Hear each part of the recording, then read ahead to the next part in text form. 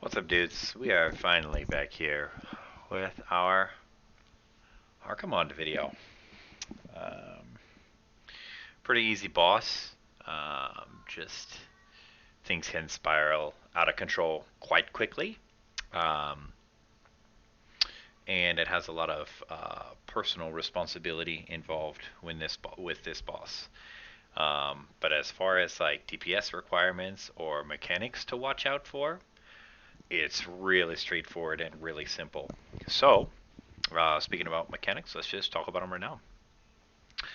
Archimonde here has about 4.5 million health, and he is basically defeated when you get him to 10% health. So really, it's about a little over 4 million health that you have to whack through um, before you win the encounter, and you have to do that within a 9-minute timer.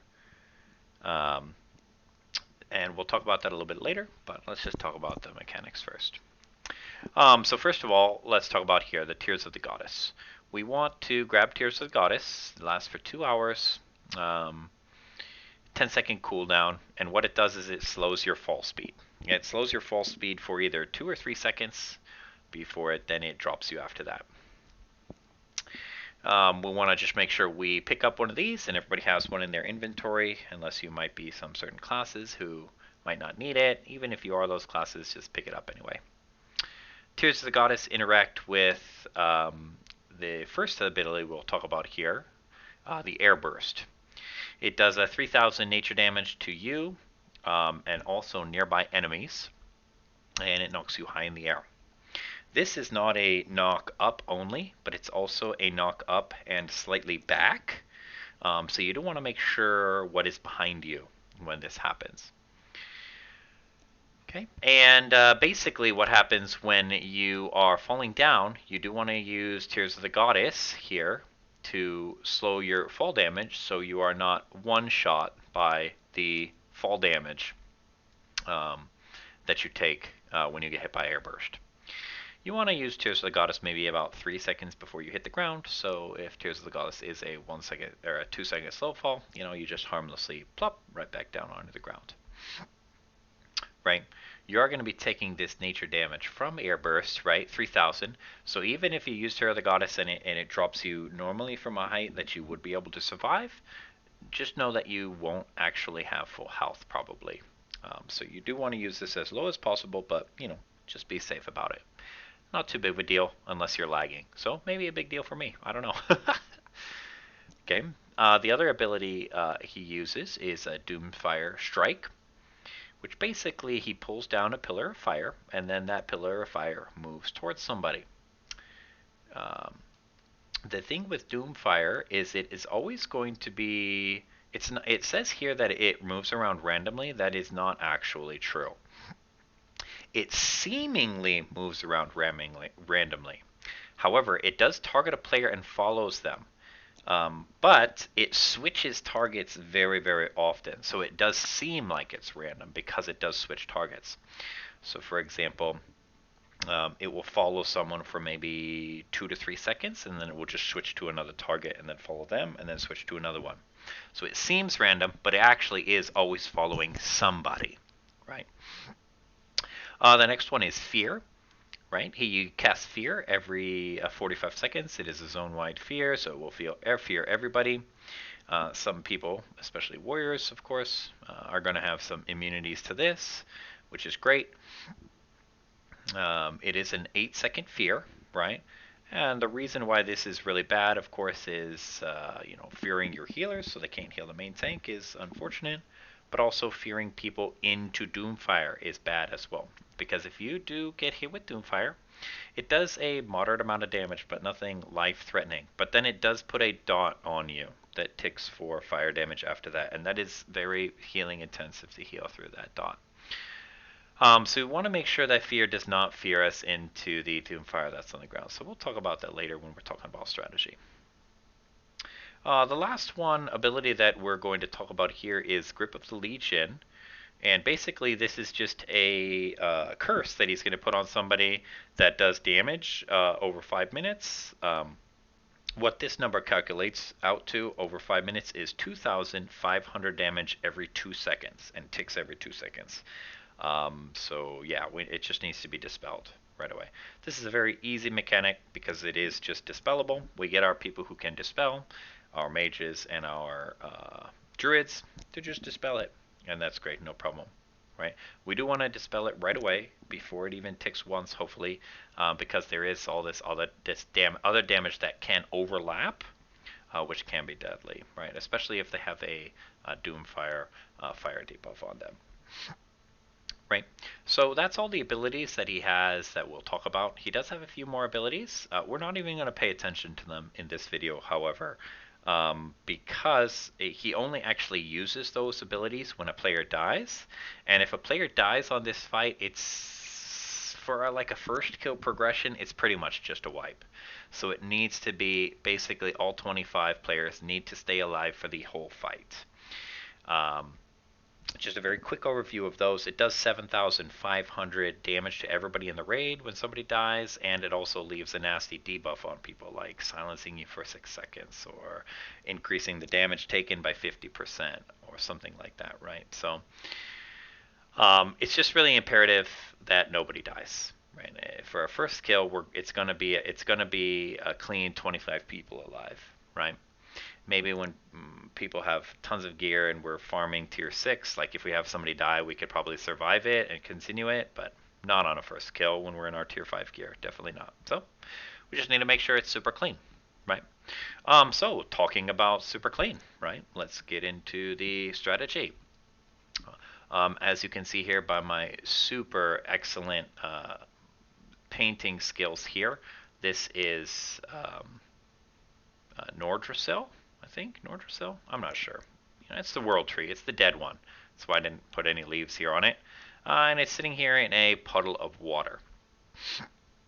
Okay. The first thing about strategy that I'm going to mention is we can pull this boss while we're on our mounts. Again, this raid is an outside raid, so we can be mounted up. So we can mount into position, and that's going to be important for us to do to get us into position earlier. Okay. So we're going to probably come in here from the south, right? And we're just going to mount up into position so we can start engaging him as soon as possible. The second thing I do want to mention, I did mention he has a little over 4,000 health, and he has a 9-minute enrage timer that we want to beat. What that calculates out to is our raid DPS needs to be about 7,600 for us to actually kill this boss before he hits the enrage, which is very low.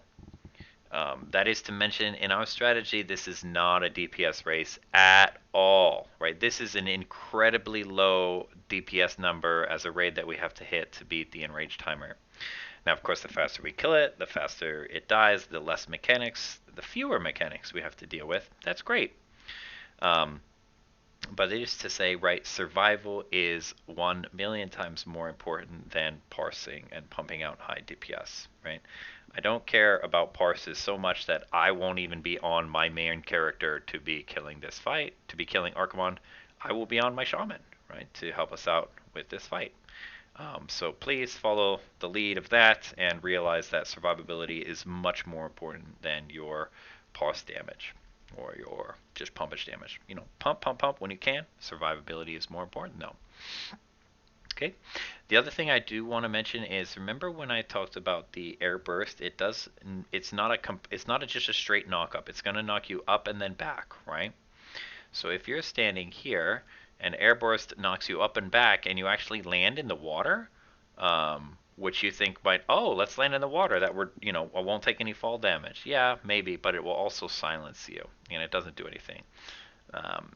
The water does ticking damage, actually, I think, and the water silences you. So you don't actually want to get knocked into the water. So don't do that. Just make sure your back is not facing towards the water there.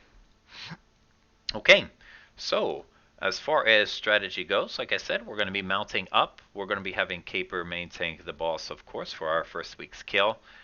He's going to be taking him here, facing him this way. He's going to be facing towards the tree, right? Of course, our melee DPS are going to be back behind the boss here, DPSing the boss, right? we are going to want to have 4 groups spread out around him, 3 to 4 groups. We'll just talk about 4 groups here, spread out around him, equally around him. So let's say here, here, here, and here. Again, making sure your back is not towards the water so you don't get knocked into it and silenced when you get the airburst, right?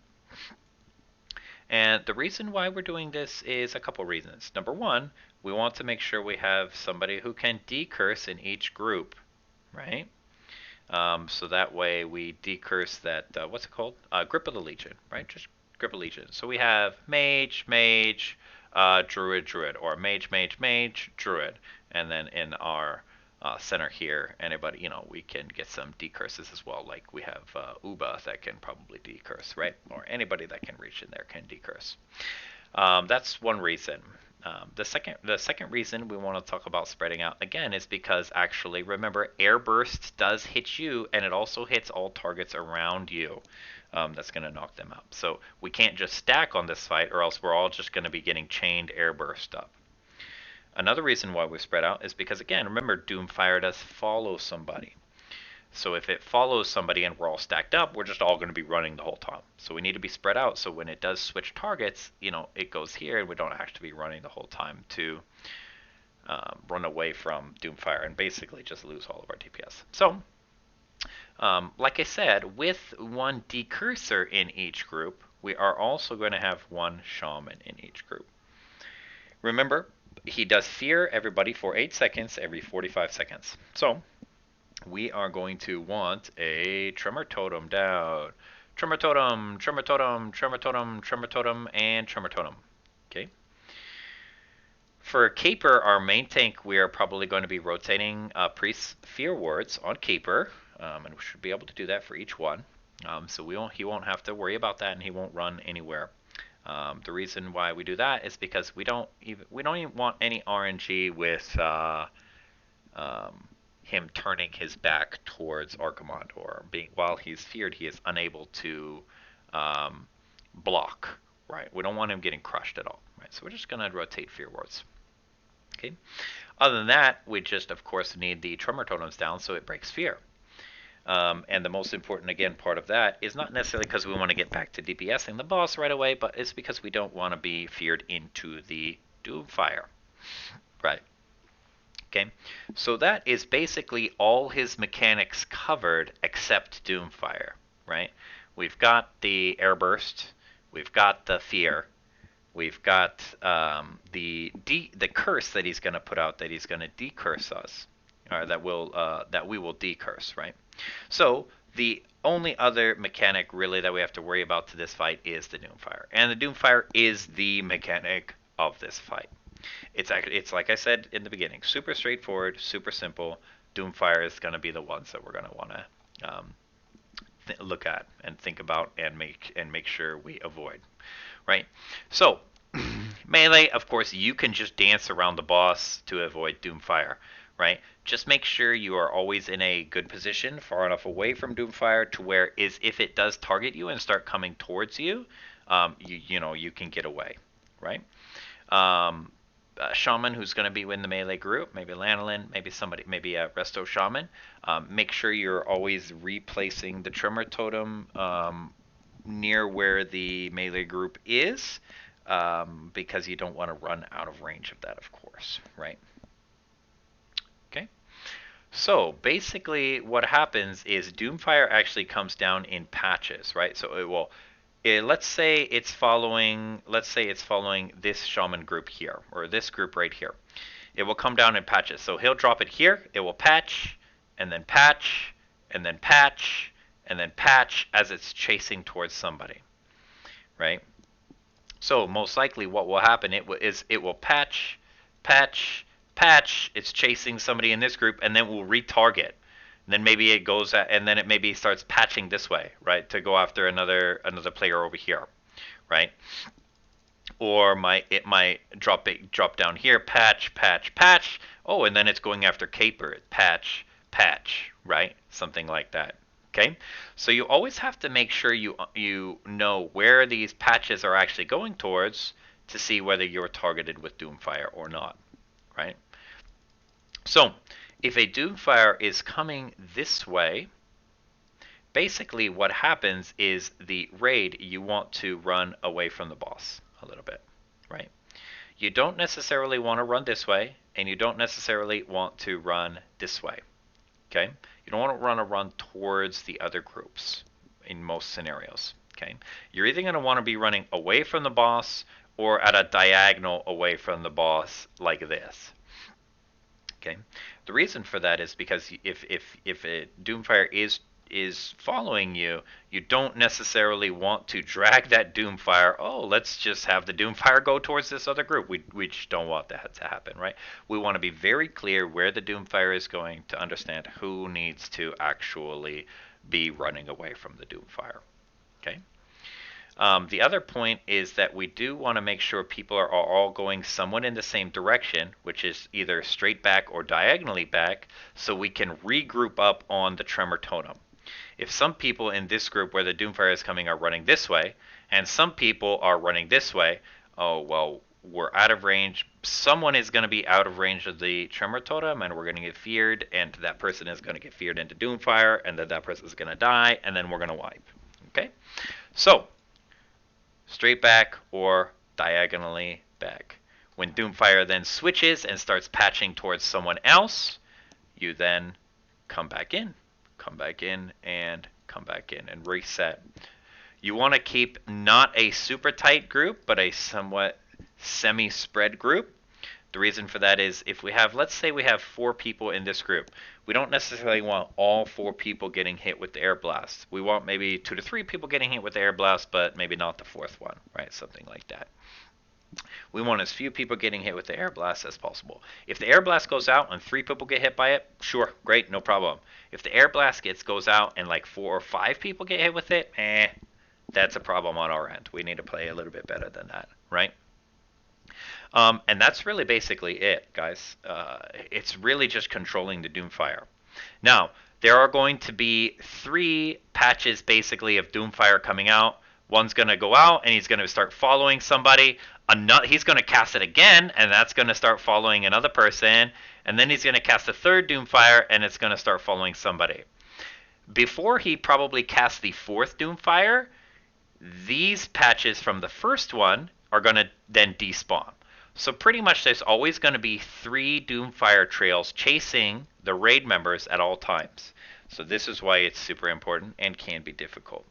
Again, while your raid leaders are going to be trying to lead the raid as much as possible, right? If, let's say, I'm here and Chris is here, right? We're not going to have the eyes on this group to be able to call like who to run away from Doomfire. This is why it's all personal responsibility, and you got to play well, and you got to play conservative. Like I said, DPS doesn't necessarily matter. If you want to use a PvP shrink on this fight to dispel a fear that you might think you might be away from a Tremor Totem, use a PvP shrink. I don't care, right? We only need 7,600 raid DPS to kill this boss before the enraged timer. Okay? The only other thing I would say to keep in mind is do keep in mind that Caper is going to be needing to kite the boss if Doomfire goes on him, or kite the boss, right? Caper will probably be kiting the boss this way, this way, this way, this way, this way, right? He doesn't want to get the boss too close to the tree, because that's actually an instant wipe. If Archimonde actually gets to the tree, he just kills us all. So we don't want to kite him close to the tree, no. But Caper will be kiting the boss around here, right? So we want to make sure we are all, moving with the boss somewhat like this. Okay? And I know that's not a very in-depth explanation, but it's not really a difficult boss. It's very simple, just personal responsibility and making sure nobody dies. So we're going to get in there and we're going to mop this up. And good luck to us, guys. And I will catch you guys on Raid on Thursday.